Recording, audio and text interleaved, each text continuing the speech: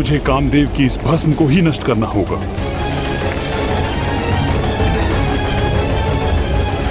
जब सब कुछ नष्ट हो जाता है तब मात्र भस्म ही शेष रह जाती है, किंतु उसे नष्ट करने का भला क्या उपाय हो सकता है?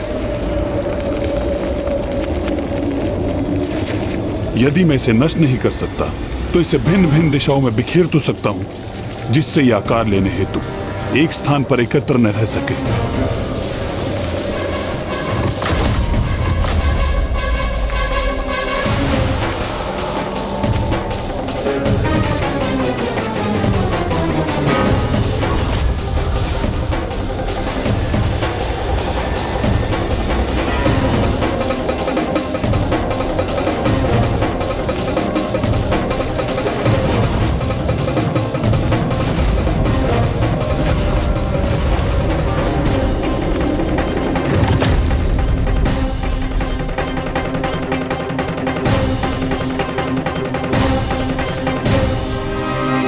इन्हीं भस्म से भंडासुर का जन्म होने वाला है और इस समय इसे रोकने के लिए मेरे पास मात्र एक ही उपाय है कि मैं इन भस्मों को यहाँ वहाँ बिखेर दूं, ताकि ये भस्म गणेश जी तक पहुंच ही ना सके।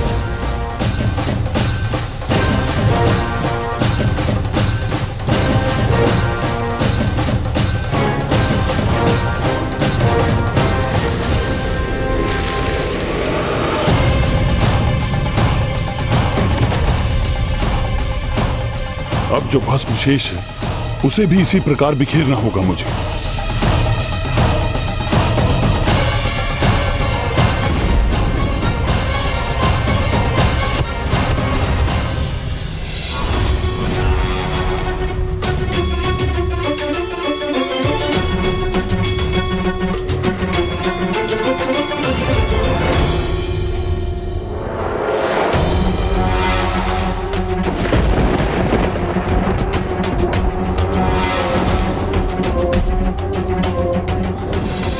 शेष भस्म वो यहां से कहां चली गई? भला कहां अदृश्य हो सकती है?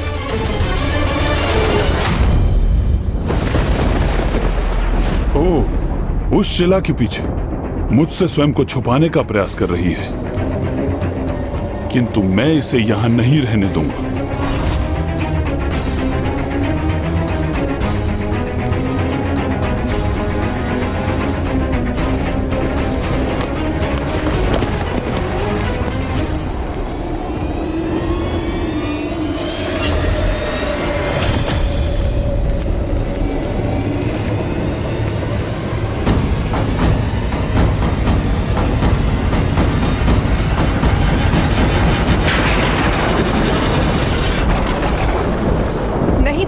ग्रीफ नहीं पुत्र है ग्रीफ।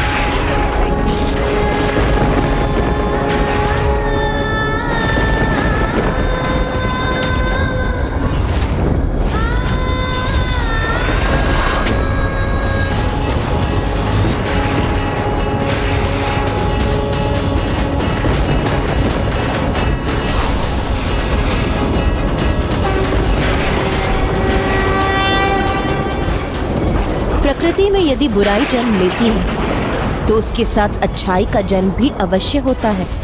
ये तो प्रकृति के विनाश और सृजन और पुनः विनाश के चक्र का ही भाग है। इसी के कारण अनेकों अधर्मियों ने जन्म लिया है, भले ही वो ताड़कासुर या हिरण्यकश्यप। उन्हें उनके जन्म के पूर्व नष्ट नहीं किया गया पुत्र। किसी भी व्यक्ति के पापों की गागर भरने के पूर्व उसे दंड नहीं दिया जाता। इसीलिए तुम प्रकृति के कार्य में बाधा मत डालो पुत्र।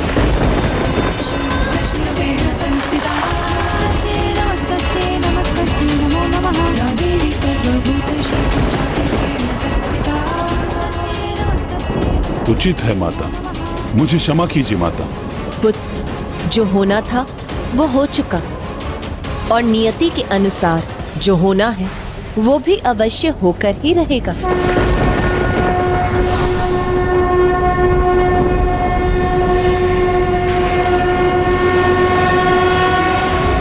भव्य तो होगा ही। हाँ हाँ, कितना अद्भुत आयोजन है। हाँ हाँ, भव्य तो होगा ही।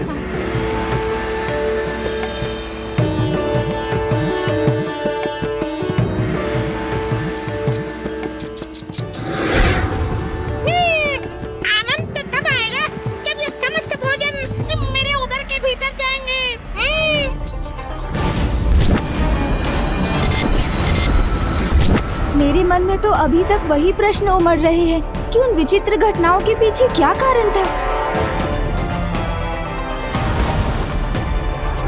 पिताश्री,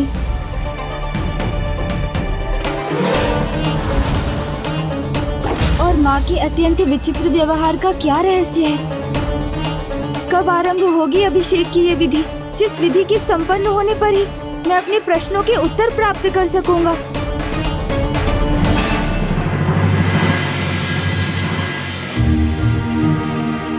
अब यहाँ प्रथम पूज्य श्री गणेश का पंचामृत अभिषेक आरंभ करना चाहिए। ये समस्त आयोजन प्रथम पूज्य श्री गणेश को बधाई और हमारी ओर से इनका आभार व्यक्त करने स्वरूप किया गया है, क्योंकि इन्होंने दशानन रावण द्वारा प्रभु महादेव के आत्मलिंग को लंका ले जाने से रोककर इस समस्त संसार पर आने वाले घोर अनिष्ट को सुरक्षित कर दिया है। ऐसा महान कार्य किया है इन्होंने। अभिषेक की ये सुंदर विधि तो गणेश जी के माता द्वारा ही आरंभ होनी चाहिए। पुत्री पार्वती,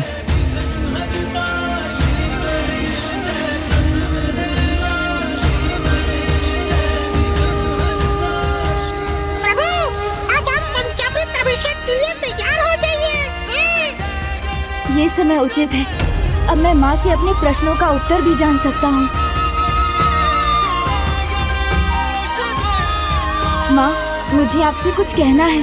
पुत्र, मुझे ज्ञात है तुम्हारे मन में तो सदा भांति भांति के प्रश्न उत्पन्न होते रहते हैं, किंतु ये प्रश्न और उत्तर में उलझने का समय नहीं है पुत्र। एक बार अभिषेक संपन्न हो जाए, उसके पश्चात हम अवश्य वार्तालाप करेंगे।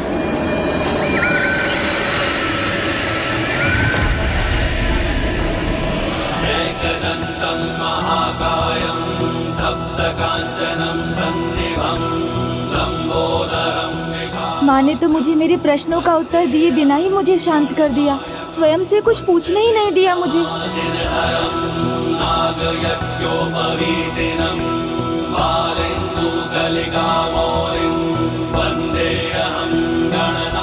आइए देवी मैना, अपने सर्वाधिक प्रिय नाती का आप दही से अभिषेक कीजिए। सूर्यकोटि समप्रभा निर्विघ्नं कुरु मे देव सर्वकार्येषु सर्वदा।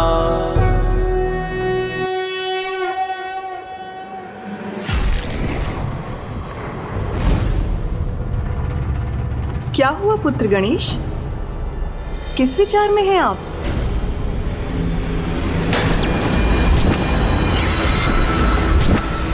मैंने उन तीनों को राजभवन के निकट ही देखा था, तो नानी माँ को अवश्य उन तीनों के बारे में ज्ञात होगा। तो क्यों ना मैं इन्हीं से पूछ कर देख लूं।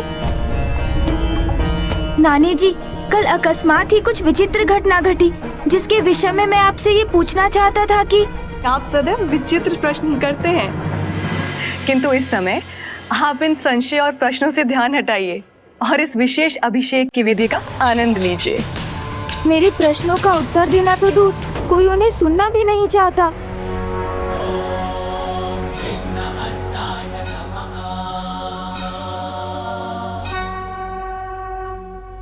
प्रभु, अब आप गणेश का घृत से अभिषेक कीजिए।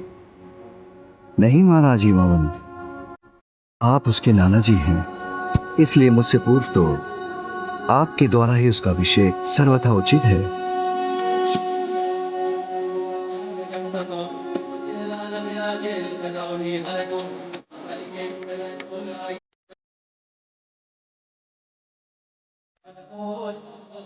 पुत्र गणेश, इस विशेष अवसर पर आप अपने नाना जी से क्या विशेष उपहार प्राप्त करना चाहते हैं, बताइए ना मुझे। प्रभु, 56 भोग मांग लीजिए नाना जी से, बस उसी से संतुष्ट हो जाएंगे हम। नाना जी, यदि आप मुझे कोई उपहार प्रदान करना ही चाहते हैं, तो मुझे मेरे कुछ प्रश्नों के उत्तर देकर मेरी एक जिज्ञासा शांत कर दीजिए।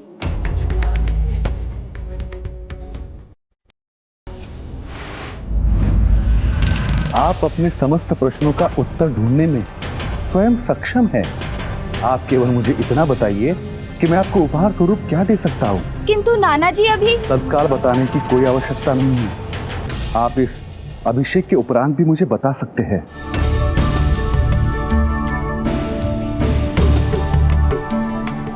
लीजिए प्रभु, अब आप मधु से पुत्र गणेश का अभिषेक कीजिए। अब ये उचित अवसर है। मैं पिताश्री से ही अपने प्रश्नों का उत्तर ज्ञात करूंगा।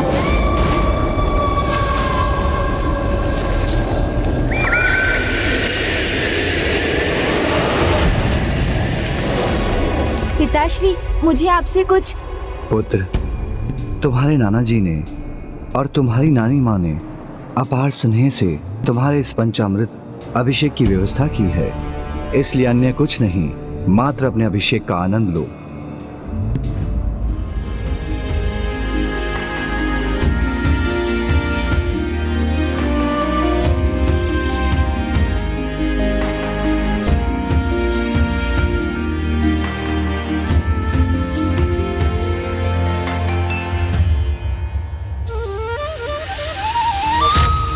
अब इक्षु रस से प्रथम पूज्य गणेश जी का अभिषेक करने का अवसर किसे प्राप्त होना चाहिए? मुझे नाना जी।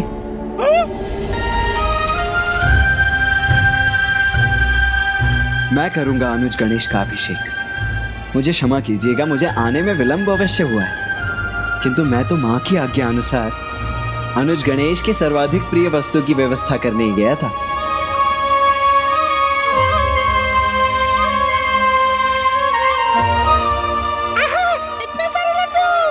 लड्डू नहीं, आज तो मुझे उत्तर चाहिए जो मुझे कोई भी नहीं दे रहा है।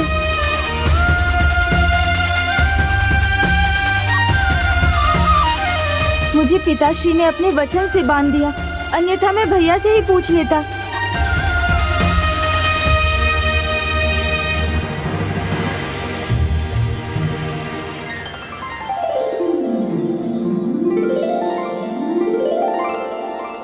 अब हमें अभिषेक के शेष विषय संपन्न करने चाहिए।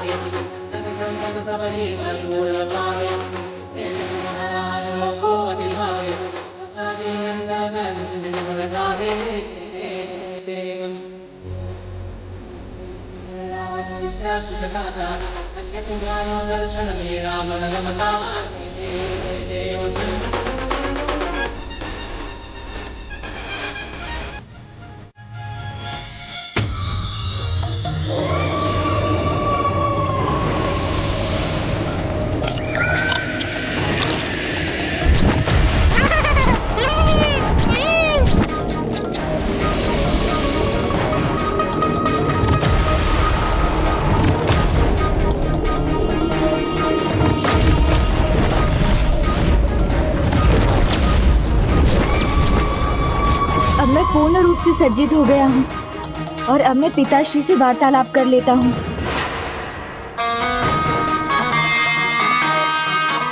मेरे अभिषेक की संपूर्ण विधि संपन्न हुई और अब मैं किसी से भी अपने प्रश्नों के उत्तर ज्ञात करने के लिए पूर्ण रूप से मुक्त हो गया हूँ।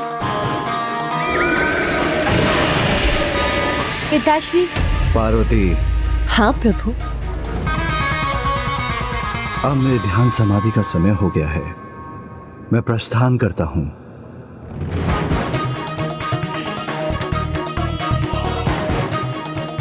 कोई बात नहीं, पिताश्री से नहीं तो मैं माँ से ही ज्ञात कर लेता हूँ। माँ, मैं बहुत अधिक समय से आपकी प्रतीक्षा कर रहा हूँ। मुझे कुछ अति आवश्यक संवाद करना है आपसे। गौरी पुत्र, आप हमें भी तो अपनी माता के साथ कुछ समय व्यतीत करने का अवसर दीजिए। हाँ पुत्र, एक माँ का भी तो अपनी पुत्री के समय पर अधिकार है। मुझे भी उसका कुशल मंगल ज्ञात करने का अवसर प्रदान होना चाहिए, है ना? चलो पुत्री।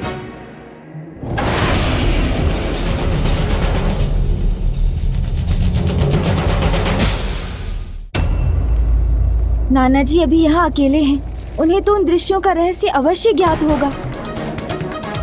इसके पूर्व की कोई अन्य उनके निकट पहुँचे, मैं उनसे ही ज्ञात कर लेता हूँ।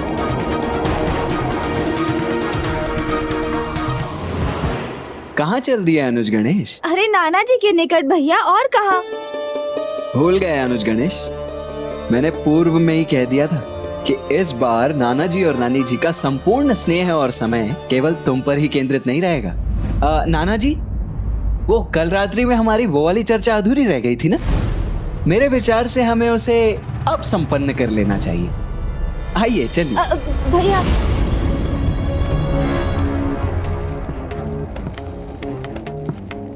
मूषक जी मेरे सखा एवं सेवक दोनों हैं, किंतु वो भी पुनः निद्रा में मग्न हो गए। फिर वही हो रहा है जो कल रात्रि में घटित हो रहा था।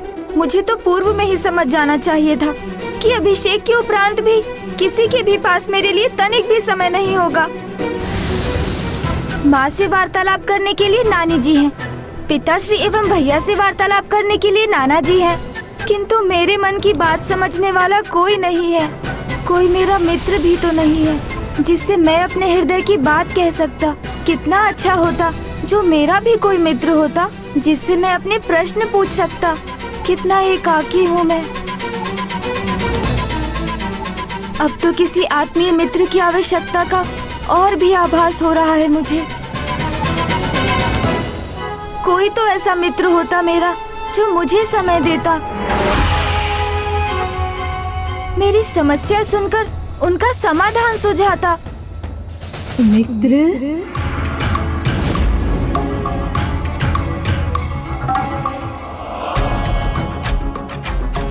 मुझे भ्रम हो रहा है अथवा वास्तव में भस्म ही मुख का आकार लेकर मुझे पुकार रही है। मित्र, मित्र, मित्र।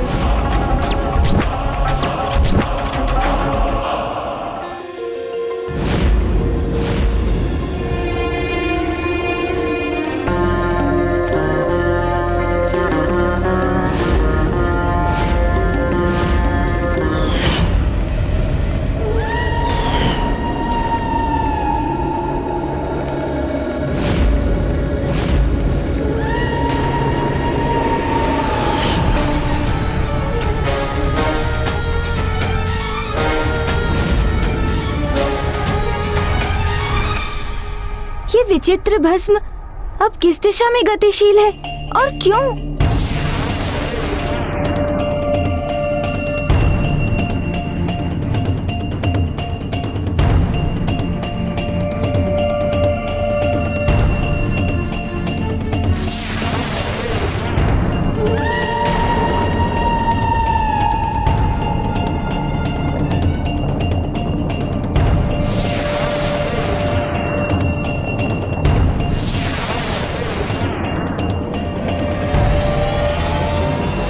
स्वामी, कदाचित अभी भी इसकी संभावना है कि ये अनिष्टकारी घटना घटित होने से रुक जाए, ये संकट टल जाए।